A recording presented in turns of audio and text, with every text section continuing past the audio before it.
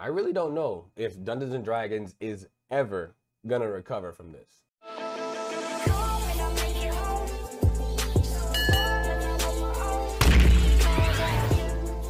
Yo, what's good? It's Minstora. Man, before I say anything today, let me just say that I am so proud of the Dungeons and Dragons community. For those of y'all that don't know, there is a whole lot of drama happening right now in the D&D fandom / community in regards to a leak that happened for the Open Gaming License, or OGL, for D&D. I'm not gonna go into detail on all that, right? There's already tons of videos out there on the internet explaining this entire debacle, the leak from beginning to where we are now, and why this is such a big deal for Dungeons and Dragons, RPGs, and tabletop gaming as a whole, right? So I'm not gonna go into detail. I have made a few videos on my TikTok, kind of going into a little bit for those of y'all that are interested. But what I want to talk about today, and why I said I'm so proud of the D&D community, is for this entire, like I said, debacle, for all this drama, the owners and publishers and developers of Dungeons and Dragons have been radio silent about this leak. The leak went out and the community erupted, and since that happened, they've been radio silent. But we got our first official update from them this morning in regards to all this, right? And I'm so proud of the community because they are not giving an inch. I haven't read through this yet. On this video, I'm going to be reading over this update, giving my first initial impressions of it. But I have already seen on Twitter some of the community's reaction to the official Dungeons and Dragons Twitter posting this update. They are not having it. They're calling out like this is corporate speak. This is just fluff. You guys are trying to cover your butts. And we already pointed out so many lies, like confirmed lies within this OGL update, that I'm excited to read myself, right? So I'm going to be reading through this, giving my first initial impressions on it, like my first reactions to it for you guys to see. And then I'm also going to be going back to Twitter and going over some of the community reaction, giving my thoughts and kind of going over some of the community reaction as well. So let's just go ahead. And get into it. So an update on the Open Gaming License, OGL, by the D&D Beyond staff, but Wizards of the Coast, the official Dungeons and Dragons Twitter page, posted this. So I'm gonna, this is from Hasbro and Wizards of the Coast as well, right? When we initially conceived of revising the OGL, it was with 3 major goals in mind, all right? First, we wanted the ability to prevent the use of D&D content from being included in hateful and discriminatory products. That's fine, and when I first read the leaks, I was like, yeah, this is a great part to be included. That's not what everyone's upset about, but this is 100% okay. Second, we wanted to address those attempting to use D&D in Web3, blockchain games, and NFTs by making clear that OGL content is limited to tabletop role-playing content like campaigns, modules, and supplements. Again, that is fine. That is one of the few things that was in this leak that the fans and community was actually happy and okay with. But that's not why everyone was upset. Again, and third, we wanted to ensure that the OGL is for the content creator, the homebrewer, the aspiring designer, our players and community, not major corporations to use for their own commercial and promotional purpose. What major? The only major corporation involved here is Hasbro's and Wizards of the Coast. Those are the only people misusing D&D, even though it belongs to them. There was nothing in the OGL 1.1 leak that supports this. And third point, this claim that the OGL is for the content creator, homebrewer, and aspiring designer. One of the main issues that the community has and still has, or had and still has, for the OGL leaks is that there's a clause in there that states whether you're making free material, fan-made content to give out for D&D, or you're making sold material that you're going to sell, Wizards of the Coast and Hasbro has full rights to, for whatever reason they feel like, order you to stop creating that content, pull that content down from whatever website or whatever source you have, to either give it out to people for free or to sell it yourself. And then they reserve the right to turn around, take that content you made that they ordered you to stop making, and then republish it themselves and put it in their own books and websites or whatever, so that they could make money off of it. That was one of the biggest issues with the leak, and that definitely doesn't sound like wanting to ensure that the OGL is for the content creator, the homebrewer, the aspiring designers, our players in the community. it's actually going against those very same people, the people that you owe your success to, Wizards of the Coast and Hasbro for D&D. Like, for many communities, obviously, they owe their success to fans. That's not unique to D&D, Disney, Marvel, whatever. They owe their success to fans, but D&D specifically owes a large part of its success to fan-made content specifically. That fan-made content is what brought so many people into D&D, and your OGL and you guys just straight out lying about this third point is a smack in the face to those very same people, or people that wanted to jump into that space. But I digress. There's a lot to read here, so let's continue. Driving these goals were two simple principles.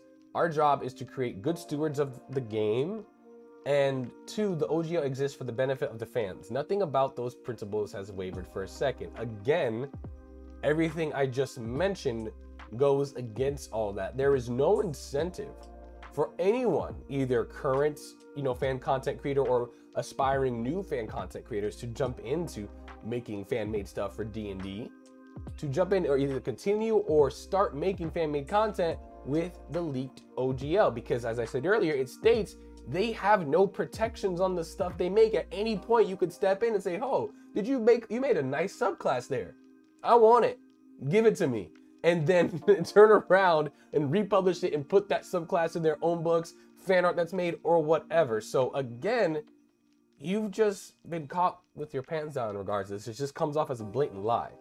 Let's continue. That was why our early drafts of the new OGL included the provisions that they did. Flat out lie. The draft language was provided to content creators and publishers so that feedback could be considered before anything was finalized, in addition to language allowing us to address discriminatory and hateful conduct and clarifying what types of product the OGL covers. Though that little bit, okay, whatever. Our drafts included royalty language designed to apply to large corporations attempting to use OGL content.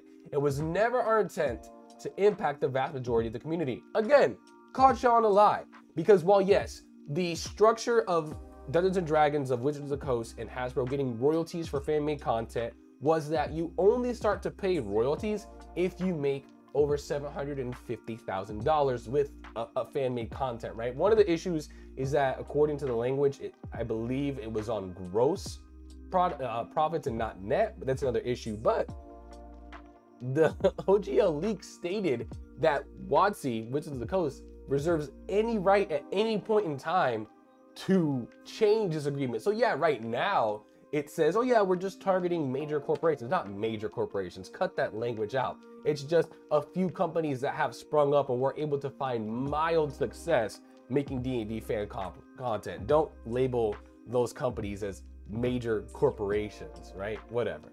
But like I was saying, at any point, WotC could step in and say, actually, yes, it's a 25% royalty on any money that's made over $750,000, but we're gonna go ahead and make a 25% royalty on any dollar amount that someone makes using D&D content. The leaked OGL stated that they could change that agreement at any point that they wanted to with 30 days written notice. Again, no protections for content creators in this. No protection for those large corporations you're talking about, as well as the very same community, that every person within the community that you're talking about. There's no protection from them. The language here was so aggressive, basically saying we can do whatever we want. So again, you're just getting caught in straight out lies here, Wizards of the Coast and Hasbro. Greedy exec talk is all I'm seeing so far. However, it's clear from the reaction that we rolled in that one, you don't get to make those kind of jokes right now. That's in poor taste. It has become clear that it is no longer possible to fully achieve all three goals while staying true to our principles. So here's what we are doing. Okay, let's see what you got.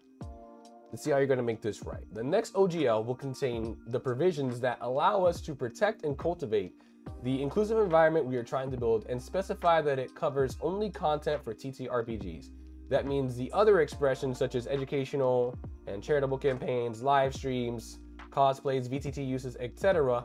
will remain unaffected by any OGL update. Content already released under 1.0, the original OGL, will also remain unaffected. That's fine. That's great if you actually follow through with it. But right now, the community has no reason whatsoever to believe you. And unless you make an exact promise here, content already released under the 1.0A will also remain unaffected. Unless you specifically say you have no intentions to attempt, because some lawyers have speculated that you actually can't get rid of that agreement. But unless you make a promise to actually swear to completely not touch that original OGL, y'all have lost a lot of goodwill with the community. This sounds great, but I don't know, y'all have already lost a lot. And in regards to for those of y'all that don't know, there was an employee that actually reached out in anonymity, I believe how you say, like anonymously, right, to some of the bigger content creators within the D&D sphere. And that employee basically went out and said, like, yeah, Wizards of the Coast, for as long as I've been here, has seen the community as just straight up obstacles that stand in the way between them and their money. When you got your own employees reaching out to content creators and saying things like they only care about their bottom line, they're only starting to react the way they're reacting now with updates like this because Wizards of the Coast is starting to see that, okay, this could start to affect our money in a severe way. Stuff like this that you want to say, while great if actually you follow through with it, I don't know. You've already got caught lying multiple times in this thing, so why should I believe this part? This part right here, where you promise that most people are going to be unaffected and you've learned the error of your ways, blah, blah, blah. If you've already got caught lying already throughout the beginning part of this, why should we believe this part that we want? This is what I was going in, talking to the community, saying don't give an inch just because we have small wins. This is that part, but let's continue. What it will not contain is any royalty structure. Real quick, I want to paraphrase. I know I've been distracted a lot. I think most D&D fans, myself included, we're fine with royalties. If you guys said, regardless of any kind of money, even if you make $1 on D&D fan-made content, if it was just a flat 5%, 10% royalty on anything made, I think most of the community would be fine. But that's not what you try to do here. Let's continue. It will also not include the license back provision that some people were afraid was a means for us to steal work, rightfully afraid. That thought never crossed our minds. Again, security. We have no way of knowing that. Under any new OGL, you will own the content you create. We won't. Any language we put down will be crystal clear and unequivocal on that point. The license back language was intended to protect us and our partners from creators who incorrectly allege that we steal their work simply because of coincidental similarities. As we continue to invest in the game that we love and move forward with partnerships in film, television, and digital games, that risk is simply too great to ignore. Fair somewhat. The new OGL will contain provisions to address that risk, but we will do it without a license back and without suggesting we have the rights to the content you create. Your ideas and imagination are what makes this game special, and that belongs to you. Again, I want to believe this. This sounds absolutely wonderful, Wizards of the Coast. I know I've been quite combative of y'all as a corporation, but I'll reiterate, that sounds wonderful. But when you've already flat out lied in some of this update already and just refuse to admit your blatant greed, it's hard to believe you. I want to believe you guys because I love TTRPGs. I love Dungeons and Dragons. To not be so combative for a second, I want to believe that this is what you said. But for multiple reputable big content creators, apparently some own employees within your corporation as well, that this doesn't seem to actually have been your intention. Leaked emails but emails sent out to content creators from WotC employees states that you had fully intended to just roll this out unbeknownst to us all. And this would have blindsided all of us had it not been leaked. So again, we want to believe y'all, but having a tough time doing so, right? A couple of last thoughts. First, we won't be able to create the new, release the new OGL today because we need to make sure we get it right, but it is coming. Second, you're going to hear the people say that they won and we lost because making your voices heard forced us to change our plans. Those people will only be half right. They won and so did we. Oh, get over yourselves. No, you're just, just goes back again to y'all refusing to admit your own greed and that you've been caught with your pants down. Whatever, right?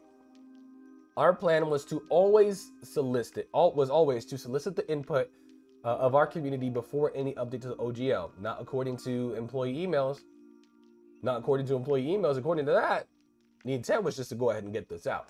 The drafts you've seen here, we're attempting to do just that. We want to always delight fans and create experiences together that everyone loves. We realize we did not do that this time, and we are sorry for that. Our goal was to get exactly the type of feedback on which provisions worked and which did not, which we ultimately got from you. Any change this major could only have been done, well, if we were willing to take that feedback, no matter how what's provided, so we are. Thank you for caring enough to let us know what works and what doesn't, what you need and what scares you. Without knowing that, we can't do our part to make the new OGL match our principles. Finally, we'd appreciate the chance to make this right. We love D&D's devoted players and the creators who take them on so many incredible adventures. We won't let you down. Again, I want to believe this, but with one D&D Unearthed Arcana, y'all were releasing documents and getting feedback from the community in a very public manner. Why did this had to be leaked? And according to content creators, for those that, a lot of them that initially saw this leaked OGL a long time ago, they had to sign a non-disclosure agreement. That kind of actions within your company doesn't echo all of this. It doesn't reflect that. So you guys have already, in regards to your upcoming version, 1D&D, of your new role-playing system, right? D&D's next version, which it is. You've been very receptive to fan feedback. You've put out Unearthed Arcana and asked for public feedback. If this was all of your intention with the OGL, why didn't you do the very same thing with this? You've already been doing it in other aspects with your company. It's very hard to believe you on this, Wizards of the Coast. I will say it's rather hard to believe you on this. I want this all to be true. They've had a lot of audacity here. I'll say they've had quite a lot of audacity here. Got caught with a few lies already, some bad jokes saying that we rolled in that one, and having the audacity to say, oh, you guys won, but so did we. Completely untrue. However, in spite of all that, I want this to be true. I'm not willing to trust Wizards of the Coast just yet, personally. WotC isn't your friend. They're a corporation. They're not your friend. Their job is to create as much investor profit as possible. That is their job, point blank and simple. Serving a community honestly comes second, as it does for any corporation. But even so, y'all have had a decent amount of goodwill up until this point. 4th edition had a similar issue with their OGL, and I would hope that you guys learned your lesson, but it doesn't seem so. But I want to believe y'all. I'm just gonna have to keep my eyes on things. Me personally, I'm gonna keep my eyes on things. I want to take this all in, but it's a simple we'll see, and it's a we'll see on top of I don't trust y'all. That's kind of where it's at. But let's go ahead and pivot to the community response to all this. I'm gonna go ahead and let's take a look at the community feedback now. Let's go ahead and refresh this page. Let's see what the community had to say about this update. This is the official Wizards post, and where I got linked to the update and stuff like that. So let's see the community feedback. Grum says, this is a lot of PR speak. And omitted detail here, leaving room to impose some pretty draconian things even to OGL 1.1 and 1.1a. We still need the full new license printed. I don't buy this whole draft idea since this was supposed to be published Jan 5th. I agree, 100%. Like I said in the other section of this video, y'all had full plans, at least internally, according to employees, y'all had full plans to just push this out. So how are we supposed to believe that this was the draft? You claim three goals here. Prevent bad uses of D&D, restrict anything outside of pure pen and paper tabletop, and deny any major corporation. Does that mean you will still be adding new terms to the old OGL? That's effectively still revoking the original. Okay, 100% fair, and I agree. If it, Anna Brisbane says, if it was a draft intended for community feedback, why didn't you post it publicly and saying so and include a survey like 1D&D? My point exactly. Just cancel the damn thing. Stick to the original. It's the only way to save face at this point. I agree. I'm with Anna on this in saying that I think the only way moving forward is adding an addendum to the old OGL, including things like the whole Web3 thing where you don't want people to be able to use D&D at all as an IP for NFTs, blockchain stuff, things like that, and the whole bit where you mentioned like, oh, we don't want D&D to be used for like hateful things, you know, anything kind of hateful speech. Make that an addendum to the old OGL, and then just get rid of this, or even make like just put those two sections a small new update to the OGL, attach it to the old one, and then, like Anna's saying, get rid of this. For real. Mark Sherlock says, my key follow-up questions. What will telling you about our work mean? Is that an approval system? Will you still attempt to get rid of the old one? And will the new OGL be irrevocable? And again, will that clause be in there that allows WotC to change the license terms with or without notice? That's one of the biggest issues, right? Is that if that part is still going to be in the OGL, you can forget it. Sadotech says, nope, try again. It wasn't a draft, by the way. Drafts don't come with contracts. Exactly. And they usually contain the words, this is a draft, at least once. Giant watermark draft across the page. Roll Bama Roll says, giant watermark draft across the page. Explicit notice of the draft at the footer. Title as draft, no signature lines. Okay, Roll Bama Roll, very fair. However, multiple people have came out and said they were ordered to sign a non-disclosure agreement when they first laid eyes on this OGL. So that is in contrast. Again, it does say draft on the document, but that's in contrast to their treatment of this whole thing. If they've been going all full in community feedback on one D&D, why not here? It comes across as very disingenuous, right? Ratio this to the 9 hells. Omni put his 2 cents in. Smurf says, ooh, please give us back our money, guys. Come on. Isn't it funny? Yeah, I mean, that's probably really close to how the executives at the top actually feel. Muffin Tune says, how absolutely unprofessional. Take it from me. Unprofessional. The executives at Wizards of the Coast and Hasbro have completely failed their saving throw with advantage. I'll agree. You guys had a lot of community favor already built up, and you screwed the pooch with it, right? You literally tried to force third parties to sign away their rights, and then you tried to say it's yours. We won too. No, I agree 100%, right? Oh, my man D&D Schwartz, I love his content. Let's see what he has to say. Seriously, did it ever cross anyone's minds at Wizards to just? Oh yeah, this is okay. So this is one of those things I already liked and retweeted this one. This was the biggest one, right? Seriously, did it ever cross anyone? I love this one. Did it cross anyone's minds ever at Wizards to just tell the truth of their community? I count 5 instantly provable lies in this statement. How could you ever earn the trust of your community if you just keep lying? And now he needs to make another video. I haven't watched this video yet. I'm looking forward to checking that out. But yeah, this is what I was talking about when I was saying I was so damn proud of the D&D community. This is what I was talking about right here. And then we'll just read a few more of these and wrap it up. Thank you for making transparent your attitude of us versus them that was reported with the conversation about the DDB subscription cancellations. Goodbye. Okay? There's so much BS in this statement. It hurts. I agree. Massive L. I agree. You didn't get off that. Michael Green says you didn't get off that easy. Drafts are not sent with contracts to be signed. So just like this person says, there was who was it? Bama. Yeah, this person right here, Roll Bama. There was no signature lines on this document. Correct. However, for the people that initially got to see this OGL, when the drafts were sent out, non-disclosure agreements were sent with those as well. That's the issue here, right? And last one right here, we'll look at from Prismalin. Rolling another nat 1, I see. We don't need you, Wizards. Remember that. You need us. There are better RPGs out there, and I think Paizo is going to win it out for me. It's been a good run, Wizards. See you later.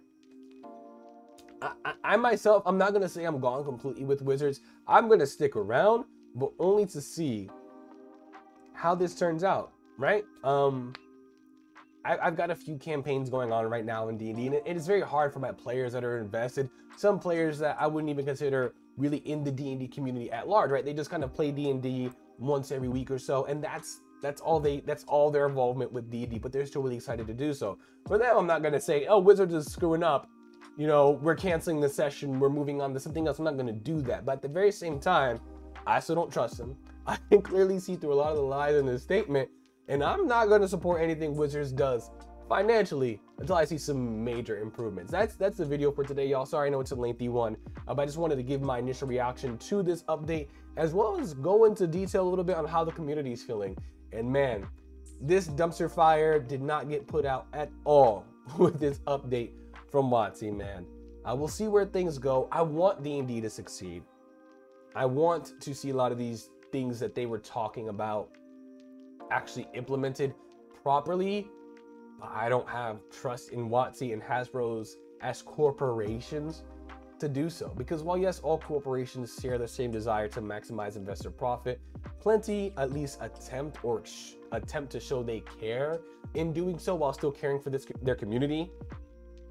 This was just a big slap in the face to your community, honestly. So we'll see. If y'all just keep lying, man, myself and many others are not going to continue to support Wizards of the Coast financially in the future. My name is Minnesota, y'all. If you've enjoyed this video, please feel free to like and subscribe if you've made it this far and enjoyed the content. Comment down below and let me know what you think of, honestly, all this craziness, man. Yeah, I'm out of words right now, but we'll see where things goes.